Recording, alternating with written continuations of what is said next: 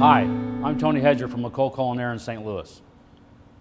Today we're going to talk about not adding salt to a beef stew or cutting down on the salt.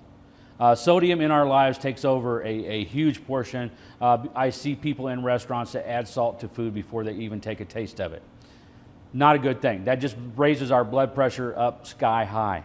So what they started doing was they started making products with less sodium.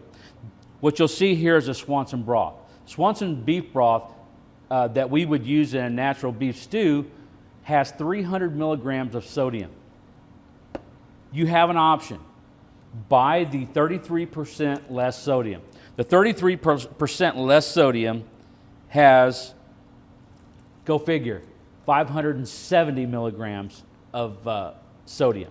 Not a good thing, okay? What's our option? Our option is to make your own beef stock. Get some bones from your butcher, save bones that you may have laying around where you take the meat off of them, brown them, and then cook them with some mirepoix being carrots, celery, and onions over a little period of time. Make your own beef stock. Don't add salt, okay? The very little salt that you can add, the better, okay? So you always want to continually taste your product. If you continually taste your product, you'll know if it needs a little bit of sodium. If you feel that little bit of sodium on, oh, you're there. Let people add their own sodium to their own portion, okay? Don't use too much salt. All too often we take and add salt before we even take a taste.